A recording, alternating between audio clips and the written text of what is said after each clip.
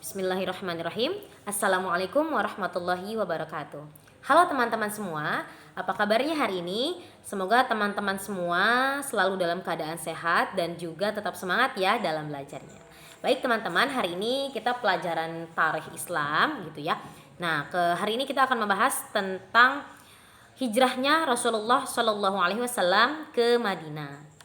Pada semester 1 sebelumnya kita sudah membahas tentang hijrahnya kaum muslimin ke Madinah gitu ya.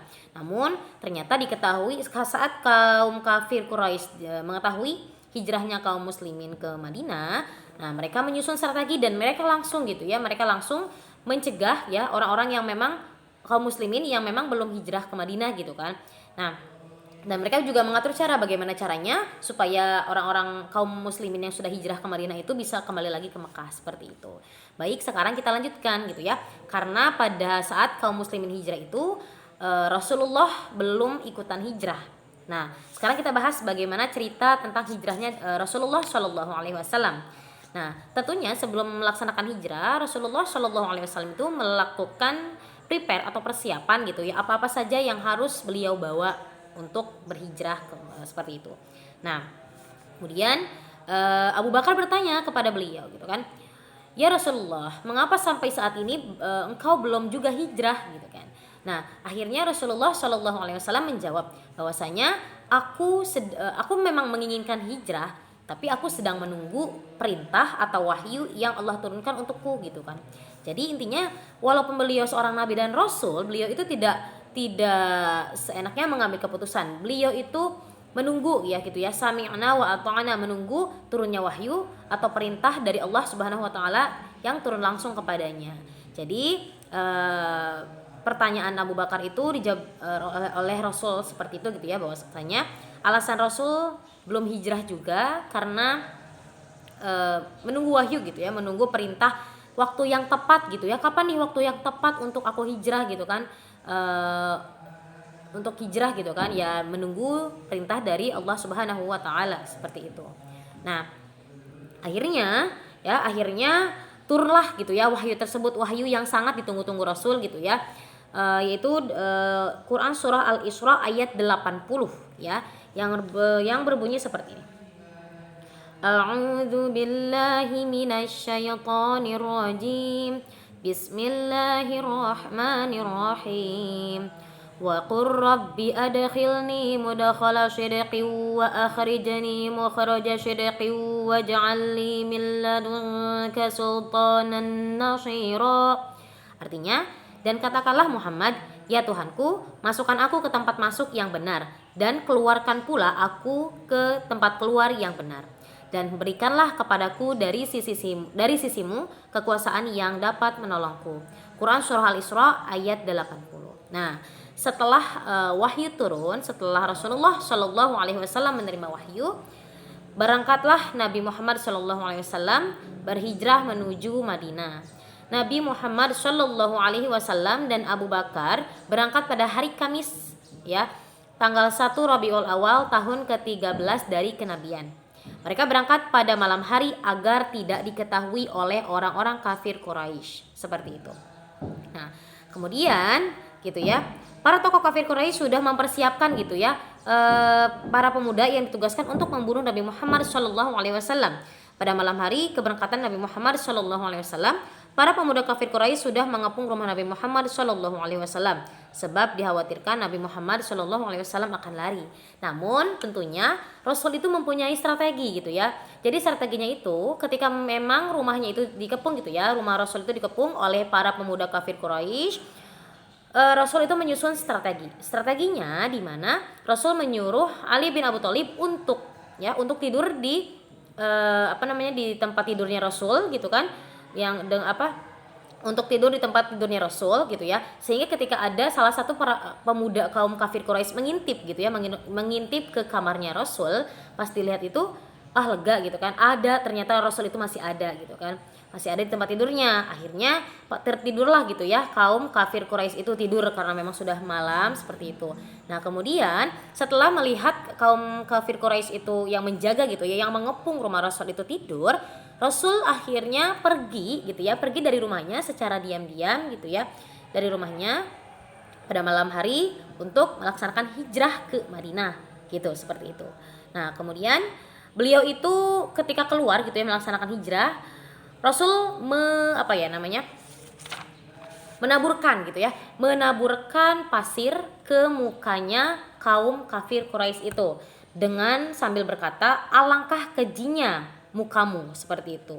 Nah, setelah itu Nabi Muhammad SAW pergi ke rumah Abu Bakar. Setibanya di sana, mereka menaiki unta yang sudah dipersiapkan oleh Abu Bakar, bergerak menuju Madinah.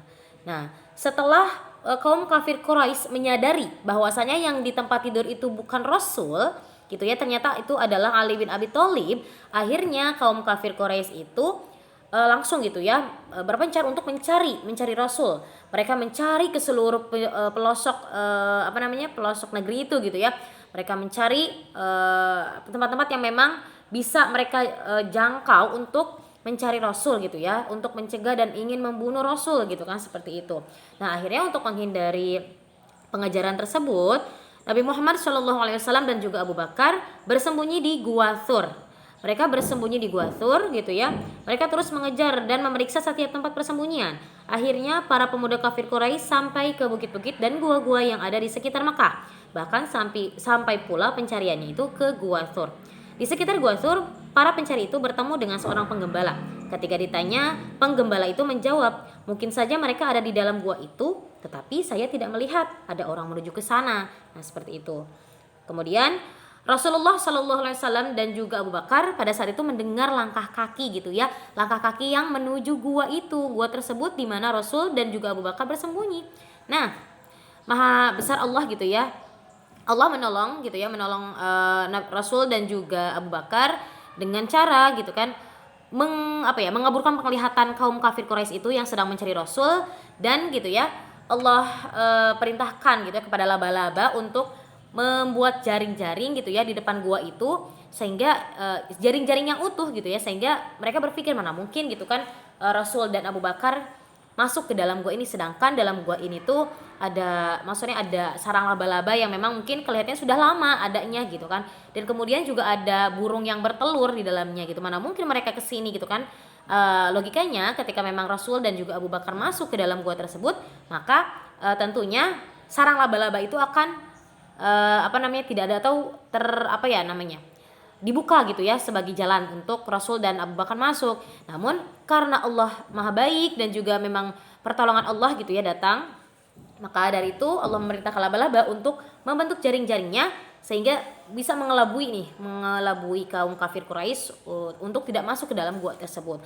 Alhamdulillah akhirnya Rasul dan Abu Bakar pun aman di sana, aman di Gua Thur tersebut di dalamnya tanpa diketahui oleh kaum kafir Quraisy. Jadi kaum kafir Quraisy menganggap bahwasannya di Gua Thur itu tidak ada orang gitu ya, termasuk Rasulullah dan juga Abu Bakar gitu. Nah, kemudian tidak ada seorang pun yang mengetahui tempat persembunyian yang di tempat persembunyiannya Rasul dan juga Abu Bakar gitu ya, kecuali anak-anaknya Abu Bakar itu. Selain Abdullah bin Abu Bakar, kemudian seorang putrinya yang bernama Aisyah dan Asma, serta pembantu mereka Amir bin Fahirah. Nah, masing-masing dari mereka ini diberikan tugas gitu ya, di mana Abdullah bin Abu Bakar ditugaskan pada siang hari untuk mendengarkan perbincangan atau pembicaraan tokoh kaum kafir Quraisy tentang kepergian Rasul dan juga Abu Bakar. Yang kemudian Abdullah ini bertugas di malam hari untuk melaporkan apa yang hasil dari informasi gitu yang mereka dapatkan ketika siang, yang dia dapatkan ketika siang dia menyelidiki atau mendengarkan pembicaraan kaum kafir Quraisy itu gitu ya. Nah, kemudian sementara itu Amir bin Fahirah ditugaskan pada siang hari mengembalakan kambing di dekat Gua Thur. Nah, kemudian pada malam harinya kambing tersebut dibawa ke tempat persembunyian Rasul dan juga Abu Bakar untuk diperah air susunya. Begitu pula putrinya yang bernama Asma ditugaskan setiap sore menyediakan dan mengantarkan makanan. Nah, baik teman-teman semua, mungkin untuk kisah hijrahnya Rasul ke Madinah kita cukupkan sampai sekian dulu gitu ya. Untuk cerita selanjutnya akan berlangsung insyaallah ahad depan gitu. Nah, sekarang tugas teman-teman adalah menjawab pertanyaan-pertanyaan yang akan Ibu share di grup. Baik, terima kasih teman-teman semua. Mohon maaf apabila Ibu ada kesalahan. Terima kasih sudah menyimak materi ini. Semoga teman-teman semua mendapatkan ganjaran pahala dari Allah Subhanahu wa taala. Terima kasih dan akhirul kalam. Wassalamualaikum warahmatullahi wabarakatuh. See you.